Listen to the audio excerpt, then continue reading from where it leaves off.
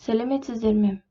4-ші сынып білім алушыларына арналған қазақ тіл пәні бойынша еліктеу сөздер тақырыбындағы сабағымызды бастаймыз. 129-ші сабақ. Бүгінгі оқу мақсатымыз мәтіннің тақырыбы мен мазмұнының өзара сәйкестігін анықтау және ондағы негізгі ойды тұжырымдау. Дескрипторы, еліктеуіш және бейнелеуіш сөздерді ажыратамыз. Сөздердің мағынасын мәтін бойынша анықтаймыз. Ендеше балалар, тақырыбымызға байланысты мына бейнежазбаны қарауды ұсынамын. Еліктеуіш сөздің түрлері. Еліктеуіш сөз әртүрлі дыбысқа, қолысқа еліктеуден және олардың бейнесін елестетуден туындаған сөз. Мына табиғатты тамашалау керемет. Асан, допты тарсылдатпашы. Келіңдер, доп ойнайық. Тылсым табиғатты ұйқысынан селк еткізіп оятайық. Доп ойнағанша анау сарылдап аққан тау өзенін тамашалайық. Тынаш, табиғат бізге өз музыкасын сыйлап тұр. Тыңдаңдаршы. Рас айтасың, міне шыр-шыр еткен шегіртке үні, маса ызыңы, гүрілдеп аққан тау өзені. Сендер бүкіл еліктеу сөздерді айттыңдар ғой. Олай болса, әне арттарыңда қорбаң етіп аю көздері жарқ-жұрқ етіп қасқыр келіп қалды. Қойшы Асан, қорқып қалдым ғой. Несіне қорқасың? Бұл да еліктеу сөздің бейнелеуіш түрі ғой. Еліктеу сөздің мағынасына қарай екі түрі бар. Олар еліктеуіш, бейнелеуіш. Еліктеуіш сөздері: дыбыстық еліктеуіш, бейнелеуіш, еліктеуіш. Табиғатта заттардың қозғалуы, бір-бірімен қақтығысуы сияқты алуан түрлі қимыл, амал әрекеттердің нәтижесінде түрлі дыбыстарды естиміз. Сол дыбыстарға еліктеу арқылы пайда болған сөздер еліктеуіш дыбыстық сөздер деп аталады. Мысалы, бозжорға ауыздығын қарш-қарш шайнады.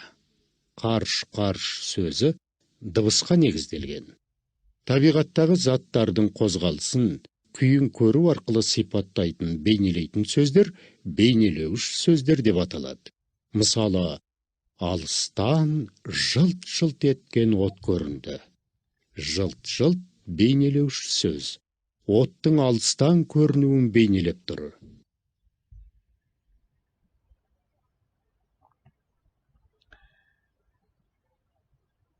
Ендеше балалар, оқулығымыздың 124-ші бетіндегі 49-шы жаттығуға назар аударыңдар. Бейнероликтен тамашалағанымыз бойынша еліктеу сөздерді түрлеріне қарай сызбаға топтап жазыңдар. Еліктеу сөздердің түрлері: көру арқылы жасалған бейнелеуіш сөздер және есту арқылы жасалған еліктеуіш сөздер болып екіге бөлінеді екен.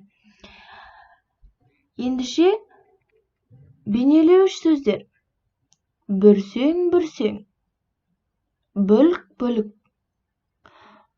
жыбыр-жыбыр, шорт, қалт-құлт, жалт-жұлт деген сөздер бейнелеуіш сөздер екен. Еліктеуіш сөздер: гүрс, қаңқ, шыр-шыр, шіңк,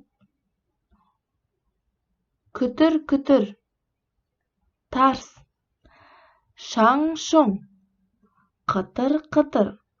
Бұл сөздер еліктеуіш сөздер екен.